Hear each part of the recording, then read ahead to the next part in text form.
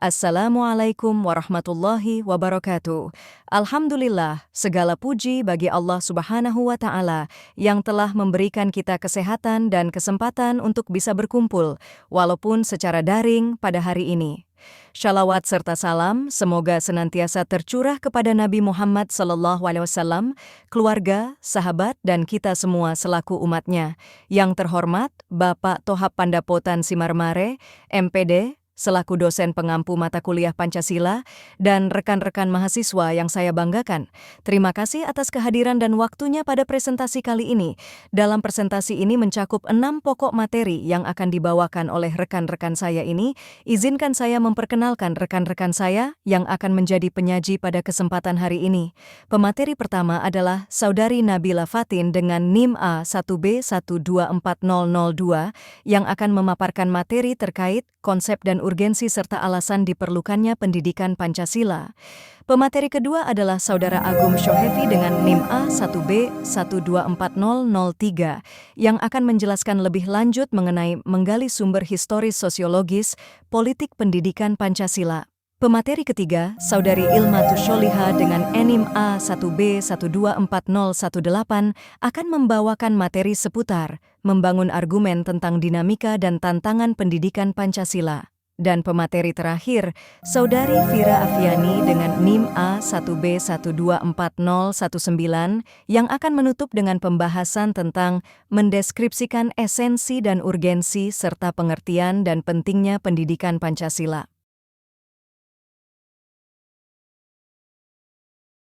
Assalamualaikum warahmatullahi wabarakatuh. Perkenalkan, nama saya Nabila Fatin dengan NIM A1B124002. Di sini saya akan menjelaskan tentang pendidikan Pancasila.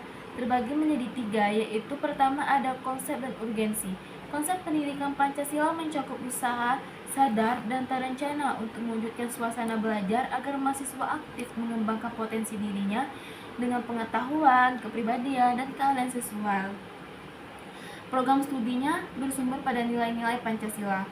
Urgensi pendidikan Pancasila adalah sebagai kewajiban akademik, inti dan tanggung jawab moral sosial mahasiswa sebagai calon pemimpin bangsa dan warga negara Indonesia. Kedua, ada alasan diperlukannya. Kenapa pendidikan Pancasila sangat diperlukan? Karena pendidikan Pancasila sangat penting untuk menjaga identitas bangsa, melawan dekadensi moral, menguatkan nilai-nilai falsafah negara, dan mengembangkan sikap nasionalistik.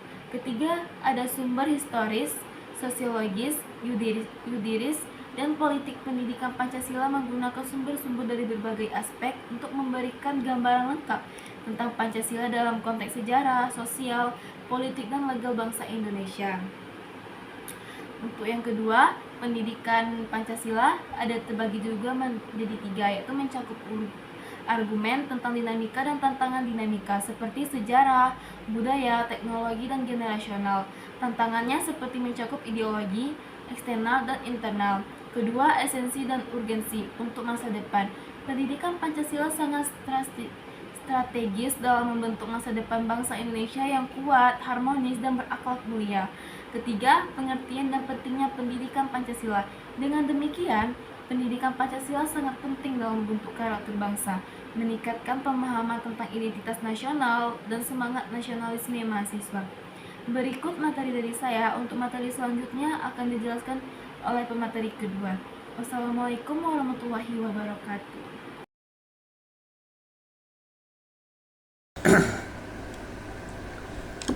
Baiklah teman-teman, saya Agum Shohevi akan menjelaskan bagian C ini, yaitu menggali sumber historis, sosiologis, politik, pendidikan Pancasila. Dalam materi saya akan memaparkan 4 sumber. Yang pertama adalah sumber historis, sumber sosiologis, sumber yuridis, dan sumber politik. Baiklah, saya akan memaparkan sumber yang pertama, yaitu sumber historis pendidikan Pancasila. Dalam hal ini saya memuat 3 poin utama yang akan saya jabarkan. Yang pertama yaitu sejarah penting untuk membangun masa depan bangsa dengan bijaksana. Mengenai sejarah sendiri, sejarah memberikan pemahaman tentang asal-usul dan perkembangan bangsa. Dengan mempelajari sejarah, kita dapat memahami keberhasilan dan kegagalan di masa lalu yang dapat menjadi pelajaran berharga untuk membuat keputusan yang lebih baik di masa depan. Yang kedua, Mahasiswa diharapkan dapat mengambil pelajaran dari peristiwa sejarah. Kita sebagai mahasiswa yang akan menjadi generasi penerus bangsa di masa yang akan datang perlu memahami dan menganalisis peristiwa-peristiwa sejarah. Dengan melakukan ini, mereka dapat mengidentifikasi pola-pola, sebab, akibat, dan nilai-nilai yang dapat diterapkan dalam konteks modern. Dan yang ketiga, pendekatan historis ini dapat menginspirasi partisipasi dalam pembangunan bangsa. Memahami sejarah sendiri dapat menumbuhkan rasa cinta tanah air dan inspirasi untuk terus berkontribusi pada pembangunan bangsa. Pengetahuan tentang perjuangan dan pencapaian di masa lalu dapat memotivasi generasi muda seperti kita untuk aktif berpartisipasi dalam bidang pembangunan. Contohnya belajar dari kekalahan bangsa Indonesia sebelum masa pergerakan nasional. Penyebabnya antara lain karena perjuangan yang masih bersifat kedaerahan, kurang persatuan, dan lemah dalam penguasaan iptek. Hal ini mengajarkan pentingnya persatuan dan penguasaan teknologi serta pendidikan untuk kemajuan bangsa. Yang kedua, sumber sosiologis pendidikan Pancasila. Saya akan menjabarkan 3 poin utama juga. Yang pertama, mengkaji struktur sosial, proses sosial, dan perubahan sosial. Pendekatan sosiologis dalam pendidikan Pancasila membantu bagaimana masyarakat Indonesia terbentuk, berinteraksi, dan berubah. Ini mencakup analisis tentang kelompok-kelompok, institusi, dan dinamika hubungan antar manusia dalam konteks Indonesia. Kemudian yang kedua, nilai-nilai Pancasila berasal dari kehidupan sosiologis masyarakat Indonesia. Pancasila tidak diciptakan dari ruang hampa, melainkan digali dari nilai-nilai yang sudah ada dan hidup dalam masyarakat Indonesia. Ini menegaskan bahwa Pancasila adalah cerminan dari karakter dan budaya bangsa Indonesia itu sendiri. Yang ketiga, Pancasila sebagai dasar negara merupakan ilham dari Tuhan Yang Maha Kuasa. Ini menekankan dimensi spiritual dalam pembentukan Pancasila. Para pendiri bangsa, terutama Pak Soekarno, meyakini bahwa perumusan Pancasila bukan semata-mata hasil pemikiran manusia, tetapi juga melibatkan bimbingan lillahi ta'ala. Contohnya gotong royong yang merupakan ciri khas masyarakat kita yang tercermin dalam sila ketiga Pancasila, yaitu Persatuan Indonesia. Ini menunjukkan bagaimana nilai-nilai sosial masyarakat menjadi dasar dalam perumusan Pancasila. Kemudian yang ketiga, sumber yuridis, yaitu saya memuat 3 poin utama juga, yaitu yang pertama, Indonesia adalah negara hukum. Indonesia menganut konsep negara hukum yang berarti segala aspek kehidupan bernegara didasarkan pada hukum, bukan kekuasaan belaka. Ini menjamin adanya kepastian hukum, keadilan, dan perlindungan hak asasi manusia bagi seluruh warga negara. Yang kedua, Pancasila sebagai landasan dan sumber dalam membentuk negara hukum. Pancasila sendiri berfungsi sebagai sumber dari segala sumber hukum Indonesia, yang artinya setiap produk hukum yang dibuat harus mencerminkan nilai-nilai yang terkandung dalam Pancasila dan tidak boleh terlewat sedikit pun atau berbeda sedikit pun, dan ini selaras dengan nilai-nilai dan kepribadian bangsa. Yang ketiga, pentingnya penegakan hukum dan kesadaran hukum warga negara. Negara hukum akan efektif jika ada penegakan hukum. Penegakan hukum menjamin bahwa aturan diterapkan secara adil, sementara kesadaran hukum mendorong warga negara untuk secara sukarela mematuhi hukum. Contohnya implementasi sila kelima Pancasila, keadilan sosial bagi seluruh rakyat Indonesia, dalam bentuk undang-undang yang mengatur tentang sistem jaminan sosial nasional adalah Undang-Undang Nomor 40 Tahun 2004. Kemudian sumber yang terakhir, sumber politik. Seperti yang sebelumnya, saya akan menjabarkan 3 poin utama juga. Yang pertama, mahasiswa mampu menganalisis kehidupan politik. Nah, di sini pendidikan Pancasila sendiri bertujuan untuk mengembangkan kemampuan mahasiswa dalam memahami dan menganalisis dinamika politik di Indonesia. Ini mencakup pemahaman tentang sistem politik, proses-proses politik, dan isu-isu politik yang kontemporer dalam konteks nilai-nilai Pancasila. Kemudian nilai Pancasila, yang kedua, nilai Pancasila sebagai ideologi politik yang mengandung nilai penuntun.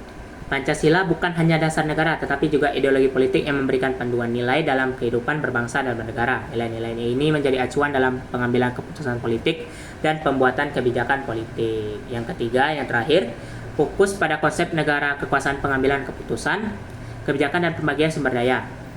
Pendidikan Pancasila membahas konsep-konsep kunci dalam ilmu politik dan menerapkannya dalam konteks Indonesia. Ini meliputi pemahaman tentang struktur negara, distribusi kekuasaan, dan alokasi sumber daya nasional. Sebagai contohnya, pemilu yang demokratis sebagai implementasi sila keempat, kerakyatan yang dipimpin oleh hikmat kebijaksanaan dalam permusyawaratan perwakilan. Dengan pemahaman yang singkat ini, saya harap untuk teman-teman dapat lebih memahami relevansi Pancasila dalam berbagai aspek kehidupan berbangsa dan bernegara, serta mampu mengaplikasikannya dan menerapkannya dalam kehidupan sehari-hari. Selebih dan kurang, saya mohon maaf. Terima kasih dan saya tutup.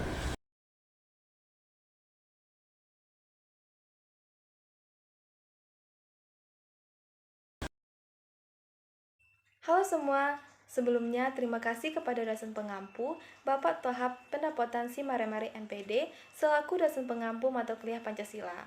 Sebelum saya memaparkan materi, izinkan saya untuk memperkenalkan diri. Perkenalkan, nama saya Ilmatus Soliha dengan NIM A1B124018.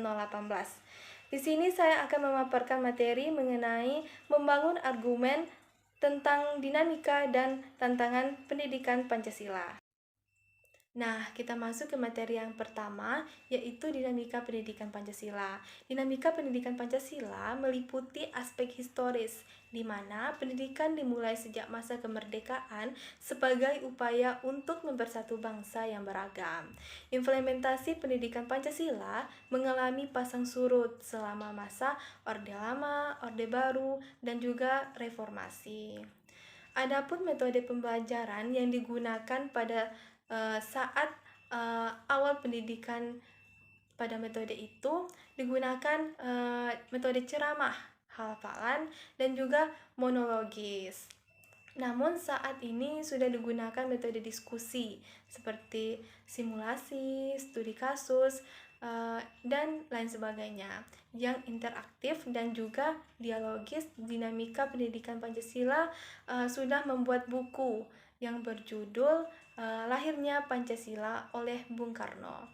Buku tersebut disertai kata pengantar dari KRT Rajiman Widjoningrat yang sebagaimana diketahui sebelumnya, ia menjadi Kacho atau Ketua Dokuritsu Zubin Tio Sosukai di Badan Penyelidikan Usaha Persiapan Kemerdekaan atau biasa disebut dengan BPUPKI. Adapun pedoman penghayatan dan pengalaman Pancasila atau biasa disebut sebagai P4 diperkuat dengan TAP MPR RI nomor 11 MPR 1988 dan kemudian dicabut pada tahun 1998 setelah peristiwa reformasi. Nah, kita lanjut ke materi selanjutnya, yaitu tantangan pendidikan Pancasila. Tantangan pendidikan Pancasila ini terbagi menjadi beberapa aspek. Yang pertama, aspek ideologis, di mana pendidikan Pancasila ditantang oleh ideologi-ideologi lain seperti liberalisme, komunisme, fundamentalisme, radikalisme, terorisme, dan separatisme. Hal ini dapat menimbulkan konflik seperti konflik sosial, ekonomi, politik, budaya, agama, dan juga etnis dalam masyarakat Indonesia yang plural. Yang kedua ada aspek teknologi.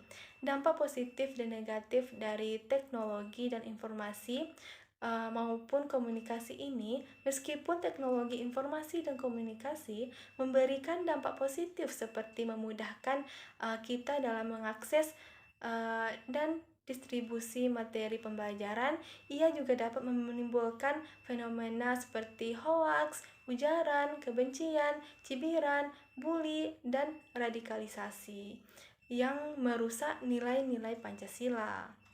Yang ketiga ada aspek generasional. Aspek ini seperti pendidikan Pancasila ditantang oleh perubahan karakteristik generasi digital yang lahir dan tumbuh di era internet dan media sosial. Mereka memiliki kecenderungan individualisme dan pragmatik, konsumistik, dan hedonistik terhadap nilai-nilai Pancasila. Gaya belajar mereka pun berbeda, lebih suka belajar secara visual, audio, kinestik, dan interaktif. Assalamualaikum warahmatullahi wabarakatuh. Perkenalkan, nama saya Vira Fiani dengan NIM A1B124019. Di sini saya akan melanjutkan materi yang telah disampaikan teman saya sebelumnya. Poin E. Mendeskripsikan esensi dan urgensi pendidikan Pancasila. Yang pertama, sebagai dasar pengembangan ilmu.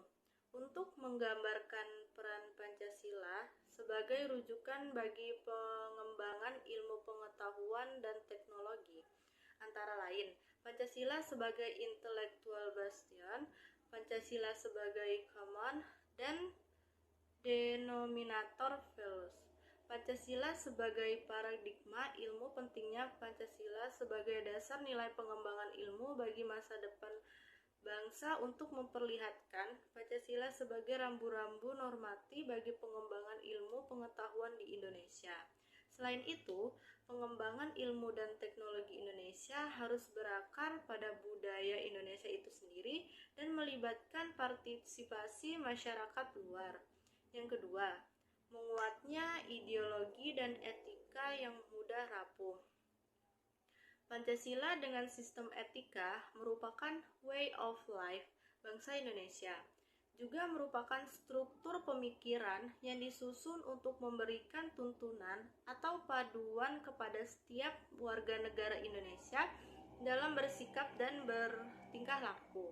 Pancasila sebagai sistem etika dimaksudkan untuk mengembangkan dimensi moralitas dalam diri setiap individu sehingga memiliki kemampuan menampilkan sikap spiritualitas dalam kehidupan bermasyarakat, berbangsa, dan bernegara. Poin F. Pengertian dan pentingnya pendidikan Pancasila. Yang pertama, pengertian mata kuliah pendidikan Pancasila. Mata kuliah Pancasila merupakan proses pembelajaran dengan menggunakan pendekatan untuk mengembangkan pengetahuan, attitude, dan skill mahasiswa sebagai calon pemimpin bangsa dan membangun jiwa profesionalitasnya sesuai dengan program studinya masing-masing, dengan menjadikan Pancasila sebagai kaidah penuntun sehingga menjadi warga negara yang baik. Pancasila memiliki landasan eksistensial yang kokoh, baik secara filosofis, yuridis, maupun sosiologis. Pancasila menjadi acuan berpikir dalam lingkungan sehari-hari maupun berbangsa dan bernegara. Yang kedua, pentingnya mata kuliah pendidikan Pancasila. Pentingnya pendidikan Pancasila merupakan rumusan dan pedoman kehidupan berbangsa dan bernegara. Pancasila disebut sebagai pilar ideologis negara Indonesia karena para pemuda di zaman saat ini sudah mengenal adanya teknologi informasi dan komunikasi yang berkembang dengan sangat pesat. Hal ini berdampak buruk bagi pemuda di zaman ini mengikuti kebudayaan luar tanpa menyaring kebudayaan sesuai dengan kaidah Pancasila. Dengan adanya pendidikan Pancasila, generasi muda tidak tercabut dari akar budayanya sendiri, dapat berpikir serta bertindak dalam kehidupan sehari-hari dengan berlandaskan makna dan nilai-nilai Pancasila. Sekian penjelasan dari saya. Wassalamualaikum warahmatullahi wabarakatuh. Alhamdulillah, kita telah mendengarkan paparan dari teman-teman kita dengan sangat baik. Semoga materi yang disampaikan bisa menambah wawasan kita semua dan semakin memperkuat pemahaman kita terhadap Pancasila. Saya ingin mengucapkan terima kasih yang sebesar-besarnya kepada Bapak Tohap Pandapotan Simaremare, MPD, yang selalu memberikan bimbingan dan ilmu yang berharga. Terima kasih juga kepada seluruh rekan mahasiswa yang telah berpartisipasi dan mendukung terselenggaranya presentasi ini, dan tentunya apresiasi yang mendalam kepada para pemateri yang telah bekerja keras menyiapkan materi dengan sangat baik. Semoga ilmu yang disampaikan bermanfaat bagi kita semua. Dengan demikian, presentasi pada hari ini selesai. Mohon maaf apabila ada kesalahan atau kekurangan. Wassalamualaikum warahmatullahi wabarakatuh.